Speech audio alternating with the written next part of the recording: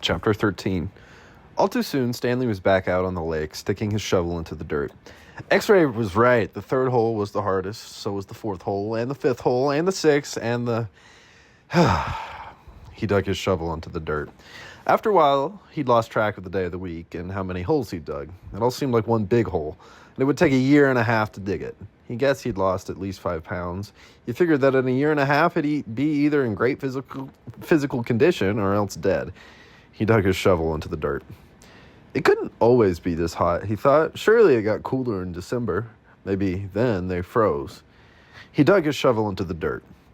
His skin had gotten tougher. It didn't hurt so much to hold the shovel. As he drank from his canteen, he looked up at the sky. A cloud had appeared earlier in the day. It was the first cloud he could remember seeing since coming to Camp Green Lake. He and the other boys had been watching it all day, hoping it would move in front of the sun. Occasionally it got close, but it was just teasing them. His hole was waist deep. He dug his shovel into the dirt. As he dumped it out, he thought he saw something glistening as it fell into the dirt pile. Whatever it was quickly buried. Stanley stared at the pile a moment, unsure if he'd even seen it. Even if it was something good, what would it do to him? He'd promised to give anything he found to X-Ray. It didn't seem worth the effort to climb out of his hole to check it out. He glanced up at the cloud, which was close enough to the sun that he had to squint to look at it. He dug his shovel back into the earth, scooped out some dirt, and lifted it over his dirt pile. But instead of dumping it there, he tossed it off to the side. His curiosity had gotten the better of him. He climbed out of his hole and sifted his fingers through the pile. He felt something hard and metallic. He pulled it out. It was a gold tube, about as long as it was wide as the second finger on his right hand. The tube was open at one end and closed at the other. He used a few drops of his precious water to clean it. There seemed to be some kind of design on the flat closed end. He poured a few more drops of water on it and rubbed it on the inside of his pants pocket. He looked again at the design engraved into the flat bottom. He could see an outline of a heart with the letters KB etched inside it. He tried to figure out some way he wouldn't have to give it to X-Ray. He could just keep it, but that wouldn't do him any good. He wanted a day off. He looked at the large piles of dirt near where X-Ray was digging. X-Ray was probably almost finished for the day. Getting the rest of the day off would hardly do him so much good. X-Ray would first have to show the tube to Mr. Sir or Mr. Pendansky. He would then have to show it to the warden. By then, X-Ray might be done anyway. Stanley wondered about trying to secretly take the tube directly to the warden. He could explain the situation to the warden, and the warden might make up an excuse for giving him the day off, so X-Ray wouldn't suspect. He looked across the lake toward the cabin under the 2 oak trees. The place scared him. He'd been at Camp Green Lake almost 2 weeks, and he still hadn't seen the warden. That was just as well. If he could go his entire year and a half without seeing the warden, that would be fine with him. Besides, he didn't know if the warden would find the tube interesting. He looked at it again. It looked familiar. He thought he'd seen something like it somewhere before, but couldn't quite place it. "What have you got there, caveman?" asked Zigzag. Stanley's large hand closed around the tube. "Nothing, just, It was useless. "I think I might have found something." "Another fossil?" "No, I'm not sure what it is." "Let me see," said Zigzag. Instead of showing it to Zigzag, Stanley brought it to X-Ray. Zigzag followed. X-Ray looked at the tube, then rubbed his dirty glasses on his dirty shirt and looked at the tube again. One by one, the other boys dropped their shovels and came to look. "It looks like an old shotgun shell," said Squid. "Yeah, that's probably what it is," said Stanley. He decided not to mention the engraved design. Maybe nobody would notice it. He doubted X-Ray would see it. "No, it's too long and thin to be a shotgun shell," said Magnet. "It's probably just a piece of junk," said Stanley. "Well, I'll show it to Mom," said X-Ray. "See what he thinks. Who knows, maybe he'll get the day off."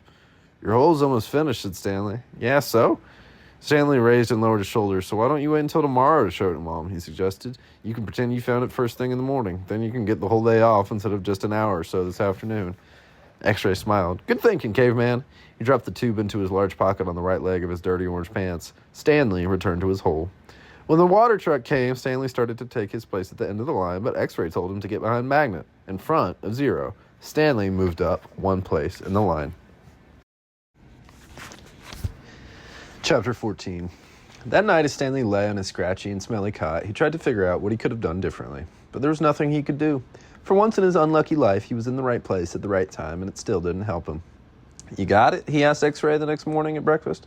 X-Ray looked at him with half-opened eyes behind his dirty glasses. "I don't know what you're talking about," he grumbled. "You know," said Stanley. "No, I don't know," X-Ray snapped, "so just leave me alone, okay? I don't want to talk to you." Stanley didn't say another word. Mr. Sir marched the boys out on the lake, chewing sunflower seeds along the way and spitting out the shells. He scraped the ground with his boot heel to mark where each boy was supposed to dig. Stanley stamped down on the back of the blade of the shovel, piercing the hard-dried earth. He couldn't figure out why X-Ray snapped at him. If he wasn't going to produce the tube, why did he make Stanley give it to him? Was he just going to keep it? The tube was golden color, but Stanley didn't think it was real gold. The water truck came a little after sunrise. Stanley finished his last drop of water and stepped up out of his hole. At this same time of day, Stanley sometimes could see some distant hills or mountains on the other side of the lake. They were only visible for a short while and would soon disappear behind the haze of heat and dirt.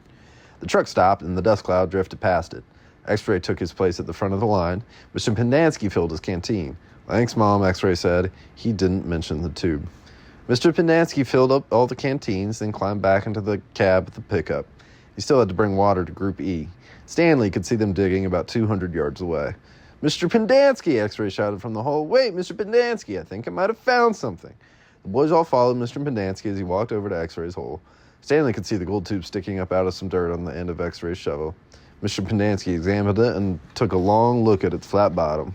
"I think the warden is going to like this." "Does X-Ray get the day off?" asked Squid. "Just keep digging until someone says otherwise," Mr. Pendanski said. Then he smiled. "But if I were you, Rex, I wouldn't dig too hard." Stanley watched the cloud of dust move around, along the lake to the cabins beneath the trees. The boys in Group E were just going to have to wait. It didn't take long for the pickup to return. Mr. Pendanski stepped up out of the cab. A tall woman with red hair stepped out of the passenger side. She looked even taller than he was, since Stanley was down in the hole. She wore a black cowboy hat and black cowboy boots, which were studded with turquoise stones. The sleeves on her shirt were rolled up, and her arms were covered with freckles, as was her face. She walked right up to X-Ray. "This where you found it?" "Yes, ma'am." "Good work. Your work will be rewarded." She turned to Mr. Pendanski. "Drive X-Ray back to camp. Let him take a double shower and give him some clean clothes. But first, I want to fill everyone's canteen." "I just filled them a little while ago," said Mr. Pendanski. The warden stared hard at him. "Excuse me," she said. Her voice was soft. "I just filled them when Rex—" "Excuse me," the warden said. "Did I ask when you last filled them?" "No, but it's just—" "Excuse me?" Mr. Pendanski stopped talking. The warden wiggled her finger for him to come to her. "It's hot, and it's only going to get hotter," she said. "Now, these fine boys have been working hard. Don't you think it might be possible that they might have taken a drink since you last filled their canteens?" Mr. Pendanski said nothing. The warden turned to Stanley. "Caveman, will you come here, please?" Stanley was surprised she knew his name. He'd never seen her. Until she stepped out of the truck, he didn't even know the warden was a woman. He nervously went towards her. "Mr. Pendanski and I have been having a discussion. Have you taken a drink since Mr. Pendanski last filled your canteen?" Stanley didn't want to cause any trouble for Mr. Pendanski. "I still got plenty left," he said. "Excuse me?" He stopped. "Yeah, I drank some." "Thank you. May I have your canteen, please?" Stanley handed it to her. Her fingernails were painted dark red. He gently shook the canteen, letting the water swish side to side of the plastic container. "Do you hear the empty spaces?" she asked. "Yes," said Mr. Pendanski. "Then fill it," she said. "And next time I tell you to do something, I expect you to do it without questioning my authority. If it's too much trouble for you to fill a canteen, I'll give you a shovel. You can dig a hole, and the caveman can fill your canteen." She turned back to Stanley. "I don't think that would be too much trouble for you, would it?" "No," said Stanley. "So what'll it be?" she asked Mr. Pendanski. "Do you want to fill the canteens, or do you want to dig?" "I'll fill the canteen," said Mr. Pendanski. "Thank you." Mr. Pendanski filled the canteens. The warden got a pitchfork out of the back of the pickup. She poked it through X-Ray's dirt pile to see if anything else might have been buried in there as well. "After you drop off X-Ray, I want you to bring back 3 wheelbarrows," she said. X-Ray got in the pickup as the truck pulled away. He leaned out the wide window and waved. "Zero," said the warden. "I want you to take over X-Ray's hole." She seemed to know that Zero was the fastest digger. "Armpit and Squid, you will keep digging where you have been," she said, "but you're going to have a helper. Zigzag, you help Armpit, Magnet will help Squid. And Caveman, you'll work with Zero. We're going to dig the dirt twice. Zero will dig it out of the hole, and Caveman will carefully shovel it into a wheelbarrow. Zigzag will do the exact same for Armpit, and the same with Magnet and Squid. We don't want to miss anything. If either of you find something, you'll both get the rest of the day off and a double shower. When the wheelbarrows are full, you're going to dump them away from this area. We don't want any dirt piles to get in the way." Mr. Warden remained at the site for the remainder of the day, along with Mr. Pendanski and Mr. Sir, who showed up after a while. Occasionally, Mr. Sir would leave to take water to the other groups of campers, but otherwise, he and the water truck stayed parked there. The warden saw to it that nobody in Group D was ever thirsty. Stanley did as he was told. He carefully looked through all the dirt dug up by Zero as it was shoveled into the wheelbarrow, though he knew he wouldn't find anything. It was easier digging than his own hole. When the wheelbarrow was full, he took it a good distance away before dumping it. The warden couldn't keep still. She kept walking around, looking over the boy's shoulders and sticking her pitchfork through the dirt piles. "You're doing fine, just fine," she told Stanley. After a while, she told the boys to switch places so that Stanley, Zigzag, and Magnet dug in the holes. Zero, Armpit, and Squid shoveled the excavated dirt into the wheelbarrows. After lunch, Zero took over the digging again, and Stanley returned to the wheelbarrow. "There's no hurry," the warden said several times. "The main thing is to not miss anything." The boys dug until each hole was well over 6 feet deep and wide. Still, it was easier for two boys to dig a 6-foot hole than it was for one boy to dig a 5-foot hole. "All right, that's enough for the day," the warden said. "I've waited this long. I can wait another day." Mr. Sir drove her back to her cabin. "I wonder how she knew all our names," Stanley said as he walked back to the compound. "She watches us all the time," said Zigzag. "She's got hidden microphones and cameras all over the place. In the tents, the rec room, the shower." "The shower?" asked Stanley. He wondered if Zigzag was just being paranoid. "The cameras are tiny," said Armpit, "no bigger than the toenail on your little toe." Stanley had his doubts about that. He didn't think they could make cameras that small. Microphones, maybe. He realized that was why X-Ray didn't want to talk to him about the gold tube at breakfast. X-Ray was afraid the warden might have been listening. One thing was certain, they weren't just digging to build character. They were definitely looking for something. And whatever they were looking for, they were looking in the wrong place. Stanley gazed out across the lake toward the spot where he had been digging yesterday when he found the gold tube. He dug the hole into his memory.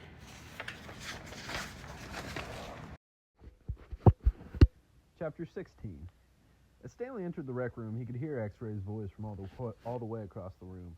"See what I'm saying?" X-Ray said. "Am I right or am I right?" The other bodies in the room were little more than bags of flesh and bones, dumped across broken chairs and couches. X-Ray was full of life, laughing and waving his arms around as he talked. "Yo, caveman, my man," he called out. Stanley made his way across the room. "Hey, slide on over, Squid," said X-Ray. "Make room for caveman." Stanley crashed on the couch. He looked for a hidden camera in the shower. He hadn't seen anything, and he hoped the warden hadn't either. "What's the matter?" asked X-Ray. "You guys tired or something?" He laughed. "Hey, keep it down, will you?" groaned Zigzag. "I'm trying to watch TV." Stanley glanced uncertainly at Zigzag, who was staring very intently at the busted television screen. The warden greeted the boys at breakfast the next morning and went with them to the holes. 4 dug in the holes and 3 tended to the wheelbarrows. "Glad you're here, X-Ray," she said to him. "We need your sharp eyes." Stanley spent more time pushing the wheelbarrow than digging because he was such a slow digger. He carted away the excess dirt and dumped it into previously dug holes. He was careful not to dump any of it into the hole where the gold tube was actually found. He could still see the tube in his mind. It seemed so familiar, but he just couldn't place it. He thought that it might have been the lid to a fancy gold pen. KB could have been the initials of a famous author. The only famous authors he could think of were Charles Dickens, William Shakespeare, and Mark Twain. Besides, it didn't really look like the top of a pen. By lunchtime, the warden was beginning to lose her patience. She made them eat quickly so they could get back to work. "If you can't get them to work any faster," she told Mr. Sir, "then you're going to have to climb down there and dig with them." After that, everyone worked faster, especially when Mr. Sir was watching them. Stanley practically ran when he pushed his wheelbarrow. Mr. Sir reminded them that they weren't Girl Scouts. They didn't quit digging until after every other group had finished. Later, Stanley sat sprawled across an understuffed chair. He tried to think of a way to tell the warden where the tube was really found without getting himself or X-Ray into trouble. It didn't seem possible. He even thought about sneaking out at night and digging in that hole by himself, but the last thing he wanted to do after digging all day was to dig at night, too. Besides, the shovels were locked up at night, presumably so they couldn't be used as weapons. Mr. Pendanski entered the rec room. "Stanley," he called as he made his way to him. "His name's Caveman," said X-Ray. "Stanley," said Mr. Pendanski. "My name's Caveman," said Stanley.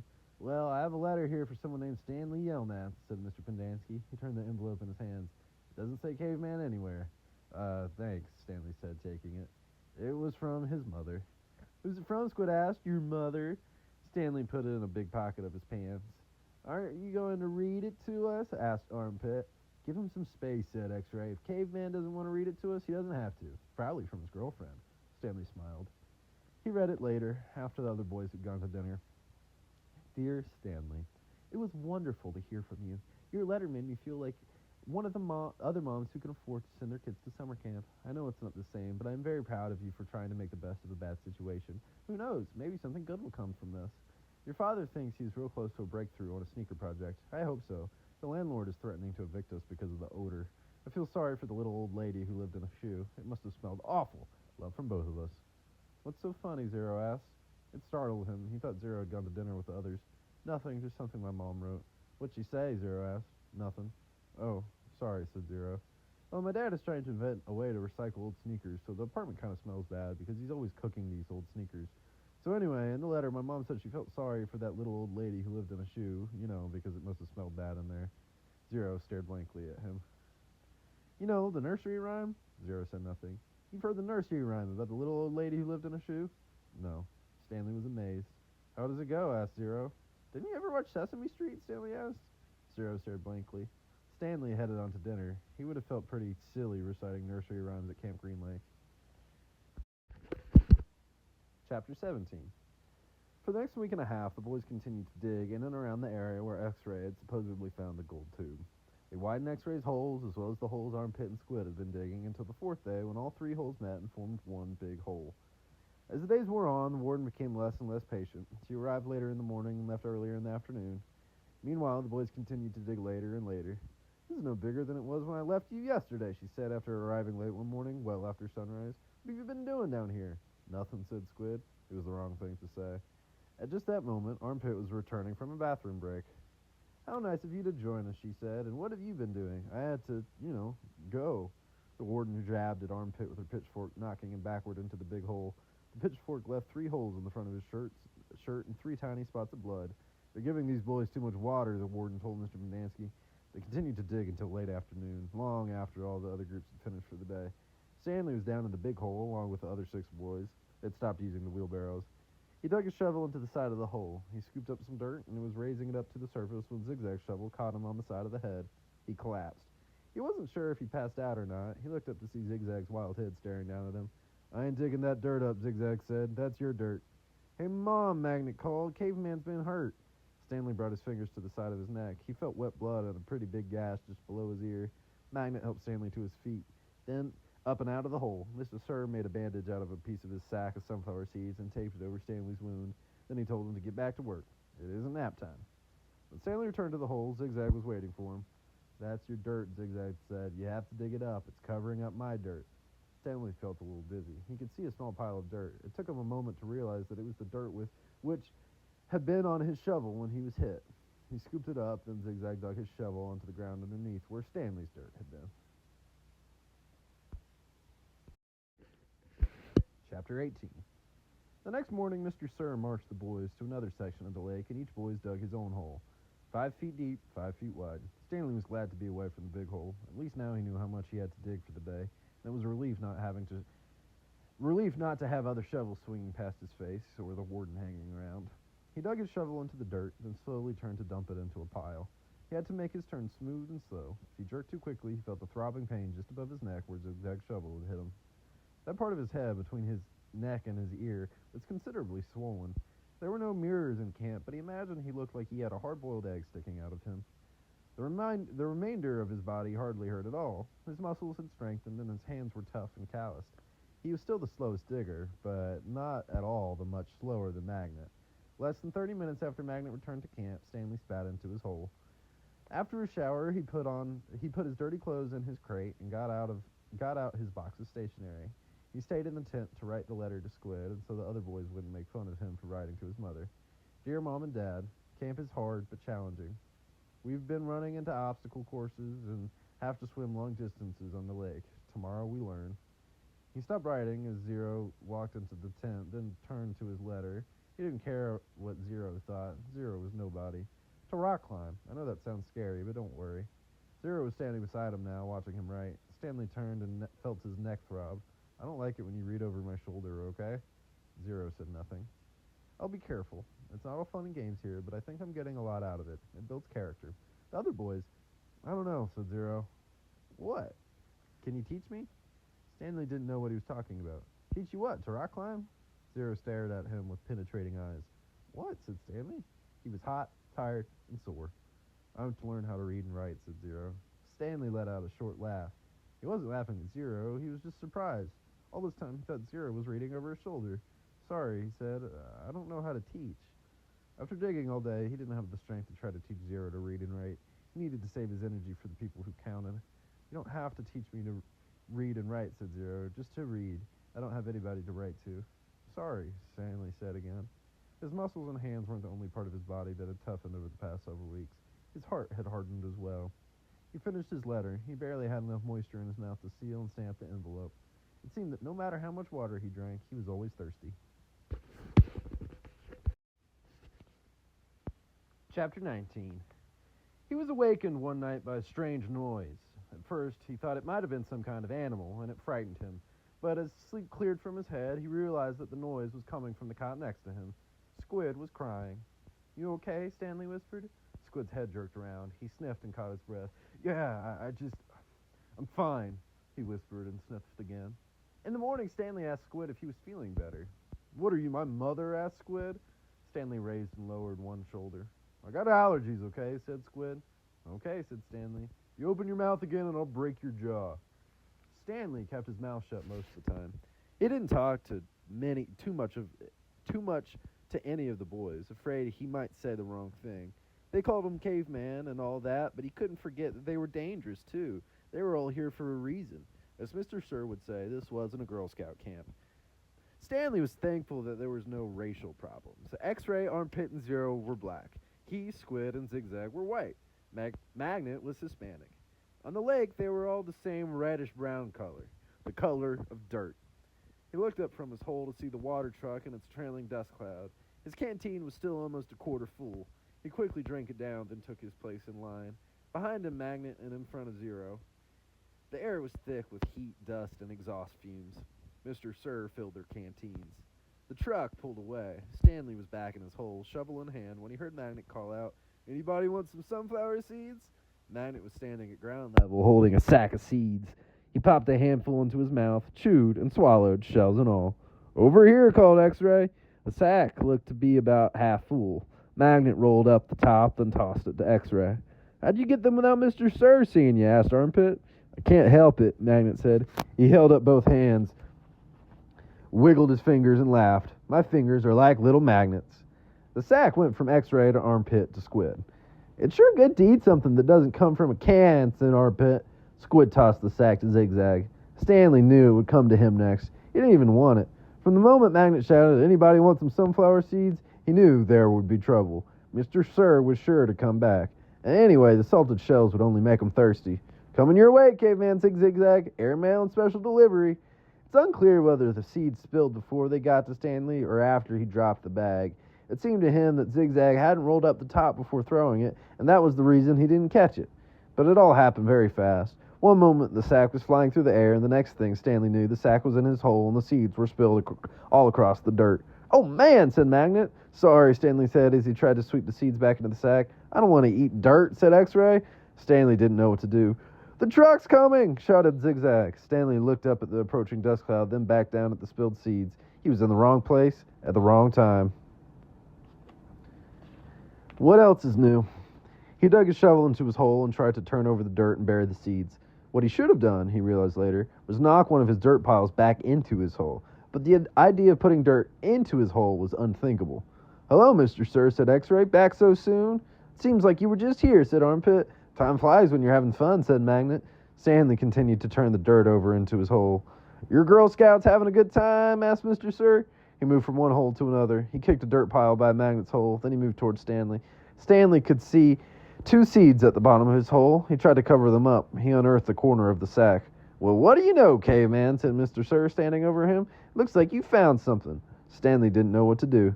"Dig it out," Mr. Sir said. "We'll take it to the warden. Maybe she'll give you the rest of the day off." "It's not anything," Stanley muttered. "Let me be the judge of that," said Mr. Sir. Stanley reached down and pulled up the empty burlap sack. He tried to hand it to Mr. Sir, but he wouldn't take it. "So tell me, caveman, Mr. Sir, how did my sack of sunflower seeds get in your hole?" "I stole it from your truck." "You did?" "Yes, Mr. Sir." "What happened to all the sunflower seeds?" "I ate them." "By yourself?" "Yes, Mr. Sir." "Hey, caveman," shouted Armpit, "how come you didn't share any with us?" "That's cold, man," said X-Ray. "I thought you were our friend," said Magnet. Mr. Sir looked around from one boy to another, then back to Stanley. "We'll see what the warden has to say about this. Let's go." Stanley climbed up out of his hole and followed Mr. Sir to the truck. He still held the empty sack.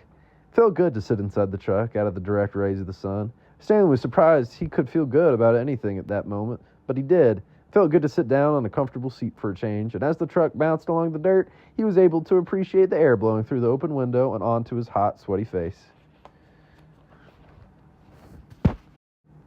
Chapter 20. It felt good to walk in the shade of the two oak trees. Stanley wondered if this was how a condemned man felt on his way to the electric chair, appreciating all the good things in life for the last time. They had to step around holes to get to the cabin door. Stanley was surprised to see so many around the cabin. He would have expected the warden not to want the campers digging so close to her home, but several holes were right up against the cabin wall. The holes were closer together here as well and were different shapes and sizes. Mr. Sir knocked on the door. Stanley still held the empty sack. "Yes," the warden said, opening the door. "There's been a little trouble out on the lake," Mr. Sir said. "Caveman will tell you all about it." The warden stared at Mr. Sir a moment, then her gaze turned down to Stanley. He felt nothing but dread now. "Come on in, I suppose," said the warden. "You're letting the cold out." It was air-conditioned inside her cabin. The television was going. She picked up the remote and turned it off. She sat down on a canvas chair. She was barefoot and wearing shorts. Her legs were as freckled as her face and arms. "So what is it you have to tell me?" Stanley took a breath to steady himself. While Mr. Sir was filling the canteens, I snuck into the truck and stole a sack of sunflower seeds. "I see." She turned to Mr. Sir. "That's why you brought him here?" "Yes, but I think he's lying. I think someone else stole the sack and Caveman is covering up for X-Ray or somebody. It was a 20-pound sack and he claims to have eaten them all by himself." He took the sack from Stanley and handed it to the warden. "I see," the warden said again. "The sack wasn't full," said Stanley, "and I spilled a lot. You can check my hole. In that room, Caveman, there's a small flower case. Will you get it for me, please?" She pointed to a door. Stanley looked at the door, then at the warden, then back at the door. He slowly walked toward it. It was a kind of dressing room with a sink and a mirror. Next to the sink, he saw the case, white with pink roses. He brought it back out to the warden, and she set it on the glass coffee table in front of her. She unclasped the latch and opened the case. It was a makeup case. Stanley's mother had one similar to it. He saw several bottles of nail polish, polish remover, a couple of lipstick tubes, and other jars and powders. The warden held up a small jar of dark red nail polish. "You see this, Caveman?" He nodded. "This is my special nail polish. Do you see the dark, rich color? You can't buy that in the store. I have to make it myself." Stanley had no idea why she was showing it to him. He wondered why the warden would ever have need to wear nail polish or makeup. "Do you want to know my secret ingredient?" He raised and lowered one shoulder. The warden opened the bottle. Rattlesnake venom. With a small paintbrush, she began applying it to the nails on her left hand. "It's perfectly harmless when it's dry." She finished her left hand. She waved it in the air for a few seconds, then began painting the nails on her right hand. "It's only toxic while it's wet." She finished painting her nails, then stood up. She reached over and touched Stanley's face with her fingers. She ran her sharp, wet nails very gently down his cheek. He felt his skin tingle. The nail on her pinky just barely touched the wound behind his ear. A sharp sting of pain caused him to jump back. The warden turned to face Mr. Sir, who was sitting on the fireplace hearth. "So you think he stole your sunflower seeds?" "No, he says he stole them, but I think it was..." She stepped toward him and struck him across the face. Mr. Sir stared at her. He had 3 long red marks slanting across the left side of his face. Stanley didn't know if the redness was caused by her nail polish or his blood.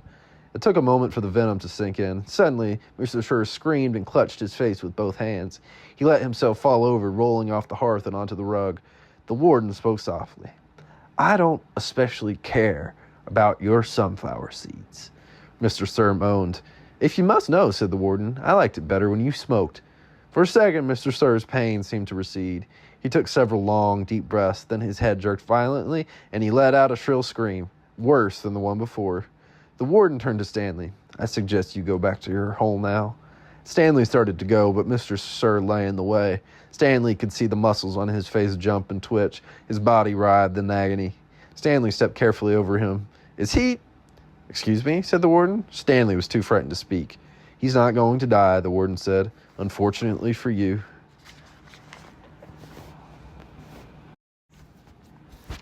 Chapter 21. It was a long walk back to his hole. Stanley looked out through the haze of the heat and the dirt at the other boys lowering and raising their shovels. Group D was the farthest away. He realized that once again he would be digging long after everyone else had quit. He hoped he'd finish before Mr. Sir recovered. He didn't want to be out there alone with Mr. Sir. "He won't die," the warden had said. "Unfortunately for you." Walking across the desolate wasteland, Stanley thought about his great-grandfather. Not the pig stealer, but the pig stealer's son, the one who was robbed by Kissing Kate Barlow. He tried to imagine how he must have felt after Kissing Kate had left him stranded in the desert. Probably wasn't a whole lot different from the way he himself felt now. Kate Barlow had left his great-grandfather to face the hot, barren desert.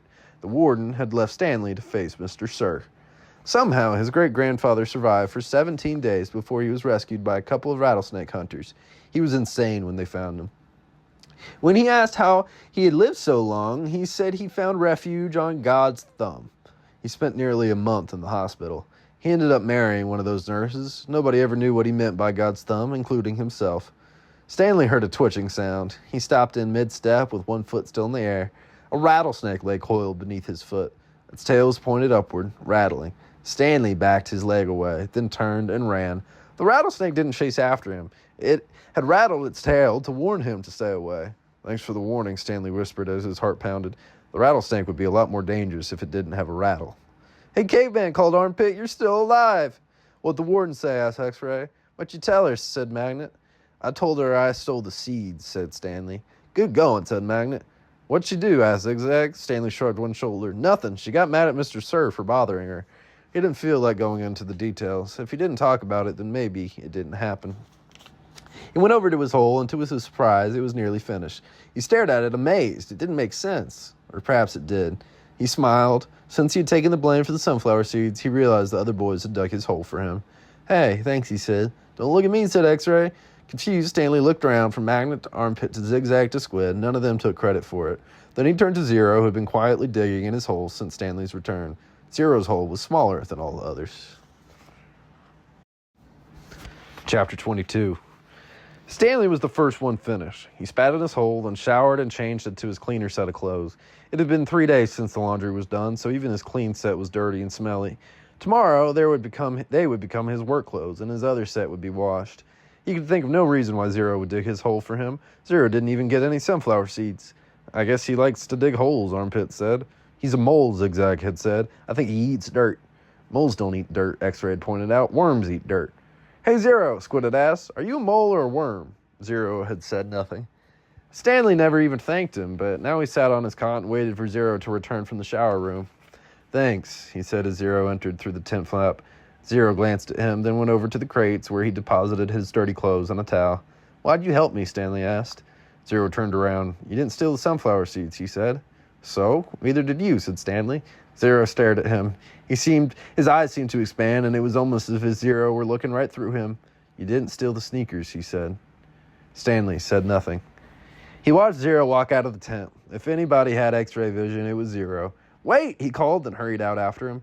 Zero had stopped just outside the tent, and Stanley had almost ran into him. I'll try to teach you to read if you want, Stanley offered. I don't know if I know how to teach, but I'm not that worn out today since you dug a lot of my hole.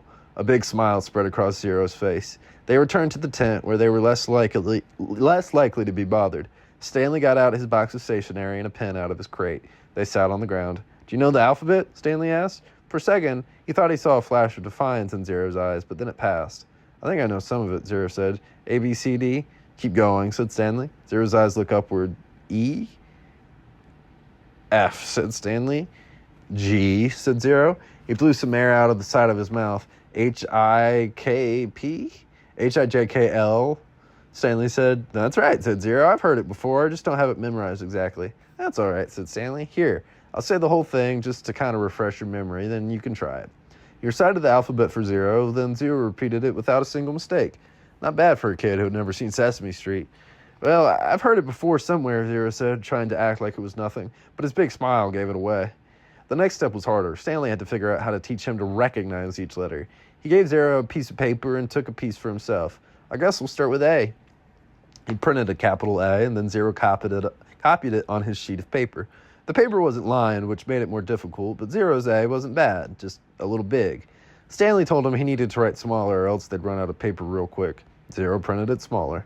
Actually, there are 2 ways to write each letter, Stanley said, as he realized that this was going to be even harder than he thought. That's a capital A, but usually you'll see a small a. You only have capitals at the beginning of a word, and only if it's the start of a sentence or if it's a proper noun, like a name. Zero nodded as if he understood, but Stanley knew he had made very little sense. He printed a lowercase a and Zero copied it. So there are 52, said Zero. Stanley didn't know what he was talking about. Instead of 26 letters, there are really 52. Stanley looked at him surprised. I guess that's right. How'd you figure that out, he asked. Zero said nothing. Did you add? Zero said nothing. Did you multiply? That's just how many there are, said Zero. Stanley raised and lowered one shoulder. He didn't even know how Zero knew there were 26 in the first place. Did he count them as he recited them? He had Zero write a few more upper and lowercase a's, and then he moved on to a capital B.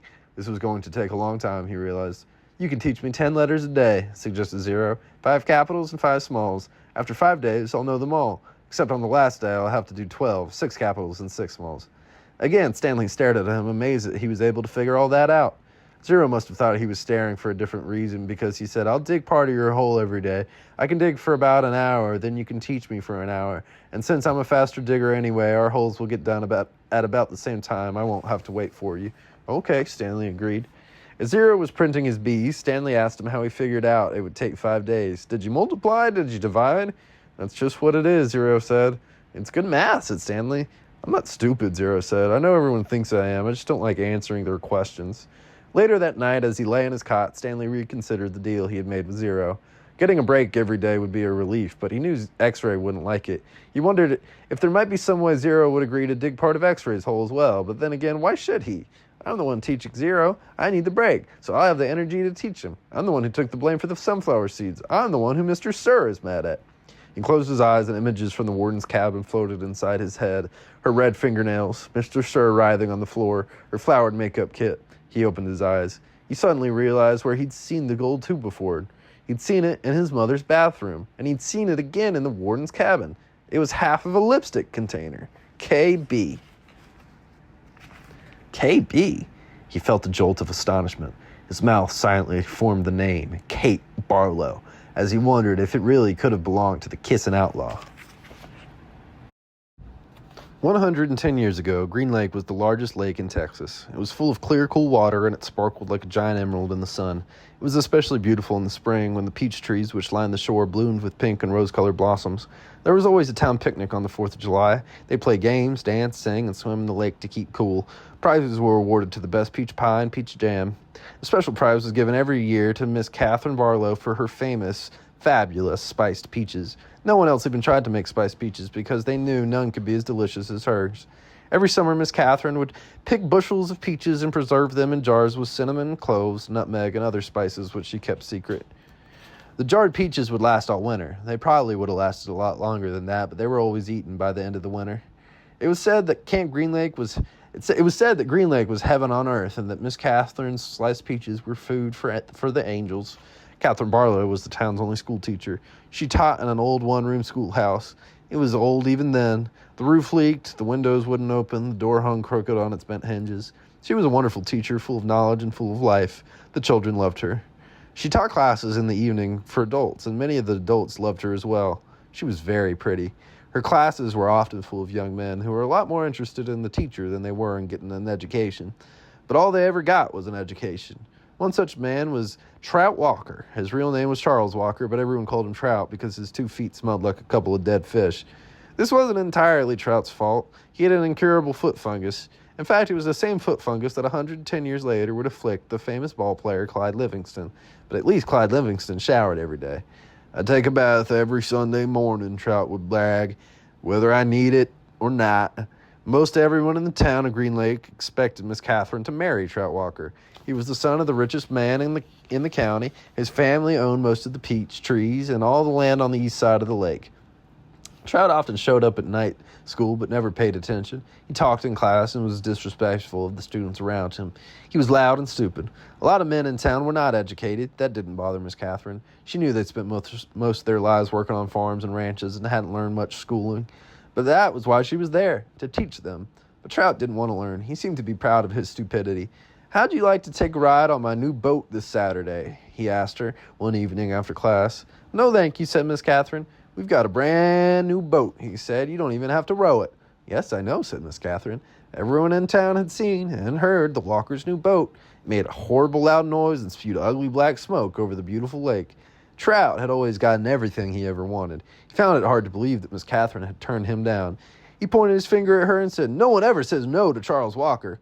I believe I just did, said Catherine Barlow. Chapter 24. Stanley was half asleep as he got in line for breakfast, but the sight of Mr. Sir awakened him. The left side of Mr. Sir's face had swollen to the size of half a cantaloupe. There were 3 dark purple jagged lines running down his cheek where the warden had scratched him. The other boys in Stanley's tent had obviously seen Mr. Sir as well, but they'd got a good sense not to say anything. Stanley put a carton of juice and a plastic spoon on his tray. He kept his eyes down and hardly breathed as Mr. Sir ladled some oatmeal-like stuff into his bowl. He brought his tray to the table. Behind him, a boy from one of the other tents said, "Hey, what happened to your face?" There was a crash. Stanley turned to see Mr. Sir holding the boy's head against the oatmeal pot. "Is something wrong with my face?" The boy tried to speak but couldn't. Mr. Sir had him by the throat. "Does anybody see anything wrong with my face?" he asked Mr. Sir as he continued to choke the boy. Nobody said anything. Mr. Sir let the boy go. His head banged against the table as he fell to the ground. Mr. Sir stood over him and asked, "How does my face look to you now?" A gurgling sound came out of the boy's mouth. Then he managed to gasp the word, "Fine." "I'm kind of handsome, don't you think?" "Yes, Mr. Sir."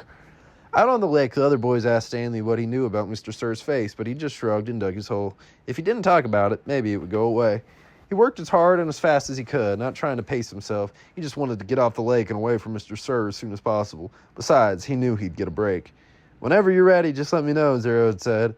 The first time the water truck came, it was driven by Mr. Pendanski. The second time, Mr. Sir was driving. No one said anything except "Thank you, Mr. Sir," as he filled each canteen. No one even dared to look at his grotesque face. As Stanley waited, he ran his tongue over the roof of his mouth and inside his cheeks. His mouth was dry and as parched as the lake. The bright sun reflected off the side mirror of the truck, and Stanley had to shield his eyes with his hand. "Thank you, Mr. Sir," said Magnet as he took his canteen from him. "You thirsty, caveman?" Mr. Sir asked. "Yes, Mr. Sir," Stanley said, holding his canteen to him. Mr. Sir opened the nozzle, and water flowed out of the tank, but it did not go into Stanley's canteen. Instead, he held the canteen right next to the stream of water. Stanley watched the water splatter on the dirt, where it was quickly absorbed by the thirsty ground. Mr. Sir let the water run for about 30 seconds, then stopped. "You want more?" he asked. Stanley didn't say anything. Mr. Sir turned the water back on, and again Stanley watched it pour onto the dirt. "There, that should be plenty." He handed Stanley his empty canteen. Stanley stared at the dark spot on the ground, which quickly shrank before his eyes. "Thank you, Mr. Sir," he said.